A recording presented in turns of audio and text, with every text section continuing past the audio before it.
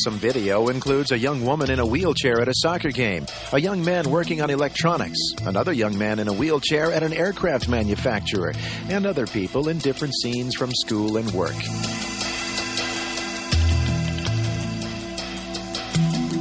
Learn and earn. Tips for teens. A young woman wearing a yellow shirt with black stripes speeds her motorized wheelchair along the sidelines of a soccer game.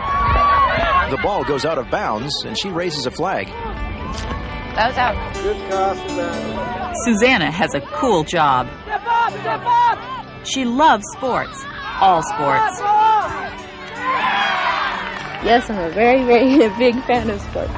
I like football, especially. So this job is a natural. Susanna's a referee for kids soccer. Offside! It's always fun to catch them offside. Yes, I got you. She's learning a lot of stuff too, like about money.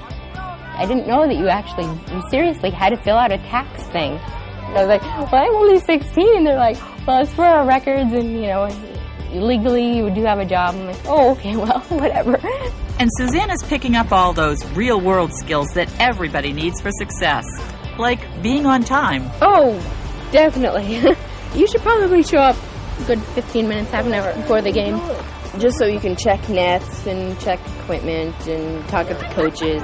I need 3 feet on the sideline so I don't kill anybody while I'm going for it. Keep everybody like 3 yards off the line for her, okay? Okay. I think that it's important that you respect the players, and the players should respect you back. So why is this important? Because if you're in high school, you're seriously close to being an adult, and it's time to be making some plans. Pam Darling. What am I interested in? What do I like to do? What kinds of things, really get me jiving? And then we try to help them see how what really makes them click is connected to careers and how they can have their career be something that they really enjoy instead of just being something they do to earn money. And while school is very important, education alone won't cut it in the job market. You'll need some hands-on experience to jumpstart your career. It gives you a head start. When you get here, it's not going to take you so long to ramp up that learning curve. You're going to be halfway there. You're going to be ready to go running, from the start. There are lots of ways to get that running start. Your job is to focus on what works best for you and then map out a path. One way to start is to try job shadowing, where you arrange to visit a business and follow someone around for a day. It's a really great way for them to explore careers, find out if they want to pursue it further, and then the next step would then be for them maybe to do like an internship once they get much more focused and narrowed down in their field of choice. Internships are work-based learning opportunities. They're arranged between schools, employers, and students, and they generally last for 1 quarter or for the summer. Ollie, a student at Mountlake Terrace High School, spent several weeks as a summer intern at Boeing. The caption reads, "The reason I especially wanted it is because they work with airplanes, and I was very interested in airplanes, how they make them and fly this huge thing. Jets are being built at Boeing." Like other internships, Boeing's program offers planned learning activities and an opportunity to experience work firsthand. We've looked at bringing students in, doing some manufacturing skills, the blueprints, the tool familiarization.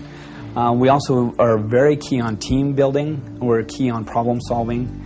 We also start to take academics and relate it to the world of work, which is a very important part.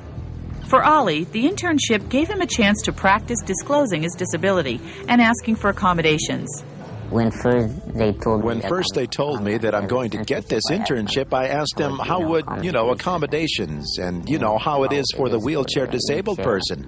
And they said it's pretty accessible. It's full, of airplanes and cars can go in that huge company. So, yeah, it was pretty accessible. And the people there were very friendly. And the people there were very friendly. Sometimes internships lead to job offers. Having students come and get excited and look at the type of things that manufacturing has to offer, that instills that work ethic in them, and they want to come out and do it. I've had managers say, look, I'd like 500 kids just like this one, and this is fantastic, bring them all in, because they're doing such a wonderful job. Some postings read, fastest growing jobs now to 2005, starting salaries, skills desired, and position opening. Now, if you're going to be the one they notice, you'll have to make a good impression right from the beginning. Raleigh, an athlete and honor student who has a learning disability, has had a number of successful job interviews.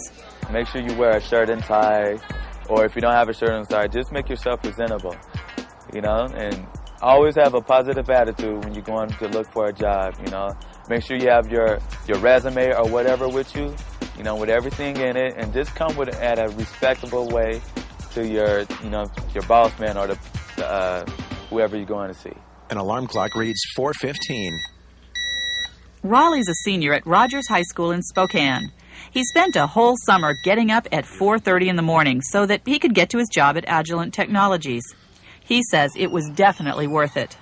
It was a pretty fun and cool experience for me because, for one, I never did anything like that, and I thought it was pretty cool. Everybody was, you know what I'm saying, you know, quite polite to me, and I made a lot of friends and stuff like that. So that's a win for the students and for the company. We like to find the best and brightest and have them come work for us during the summers and hopefully convert them when they graduate. And if they do, then they've already got that summer experience where they can hit the ground running right after they start working for us.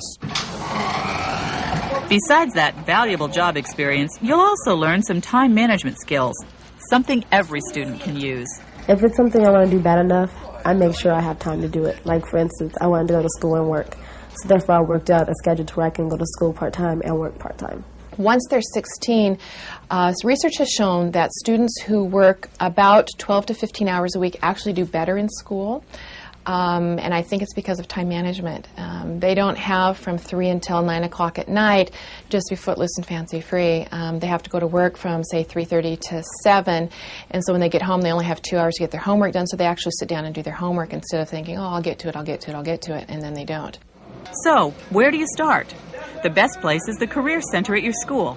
Or if there isn't one, then the Guidance or Counseling Center. My advice to students about their Career Center is the Career Information Specialist needs to become their best friend. You will already receive some credit for some of these classes with your internship at Boeing that you did this last summer. Holly found his internship through the Career Center, and that's how Raleigh got his job too. But you have to use the resources there to make it happen. We get new information all the time, so I suggest they try and stop at least once a month. We have tons of resources they can go through. They can get on the computer. We have different assessments they can take, scholarship information, military, apprenticeship programs. Plus, I have a lot of information on helping them find a job, what they need to do, how to get together their resumes, things like that. You can also search the internet for resources, either at school, at the library, or at home. If you have a disability, you may need an accommodation in order to do your job effectively. Ty, for example, needs to reach files that are over her head. Actually, in the interview, they didn't say anything at all. They didn't even bring it up at all. It was during the orientation when she mentioned about high shelves. She said, "We will order you a step stool, but I don't ever want to catch you on a chair." So, and they did. They actually had me a step stool there by my second day of work. Disclosing your disability is your choice. But if you're going to need an accommodation to get the job done, it's your responsibility to request it. If you're not sure how to talk to an employer about your disability or about accommodations, your school counselor can give you some ideas. That's part of my role, too, not only to educate the employers and the business people about students with disabilities and how to work with them, but to also help students learn how to talk to business people to self-advocate so that they can make those kinds of accommodations available for themselves. Check out community resources, too. Ty found her first job through the Department of Vocational Rehabilitation. It was with a theater group, and she discovered that she loves acting. I plan to take some more drama classes and eventually get a master's degree in performance production because I love to write and I love to direct things a lot. This is Dog. Right now, Ty is studying to be a sign language interpreter with plans for a second master's degree in education. Her job at the Hearing, Speech, and Deafness Center is giving her some great work experience at the same time. Well, she gets to be here and actually to sign with deaf staff, and I think that we've seen really good possibilities. A young man is dismantling a computer. Don't forget your parents either. They may be your best resource. After all, they've been working for years. What does it mean to be on time for work, and what is a lunch hour, and how do you take a break, and how do you get prepared to talk to your boss about a day off. You have something you need to do and you can't come into work, because it's so important to maintain your job. It's hard to get one, but you also have to work to keep it. And so we talked about that a lot. My mom always asked, and sometimes I didn't want her help and she still asked, and we got in some arguments, but in the end it all came out, because whenever I needed help I could just go, hey Mom, help me out, and she'd help me out. And until this day, she still helps me out with a lot of stuff. It's nice. Suzanna is working the soccer game.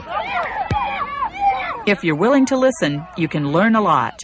Susanna's stepdad was a professional soccer player, and he's been a big help. There are lots of tips, so I get a little bit better experience than she has, and I'm trying to do and help her out because it's needed.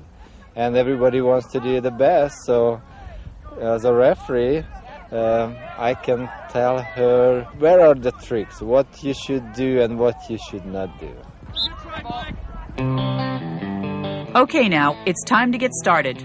Make your plans, gather your resources, and go. If you'd like a roadmap, you can use the Careers acronym developed by the Do It program at the University of Washington. C is for careers. Think about what interests you. Be imaginative, then narrow it down. A is for academics. Determine which academic programs best suit your career goals. R is for research. Research careers that spark your interests, maximize your strengths, and minimize your weaknesses. EE is for experiential education. Practice job search skills. Apply for internships. Ask for informational interviews and try other work-based learning opportunities. RS is for relevant skills. Use on-the-job experience to learn practical real-world skills. Apply what you've learned in school to the workplace. Test which accommodations work best for you. And remember, it's your life. It's time to start deciding what you want to do with it and make that happen. I suggest you should always reach for your goals. And don't ever let anybody stop you, no matter what. Because you can do whatever you want if you put your mind to it.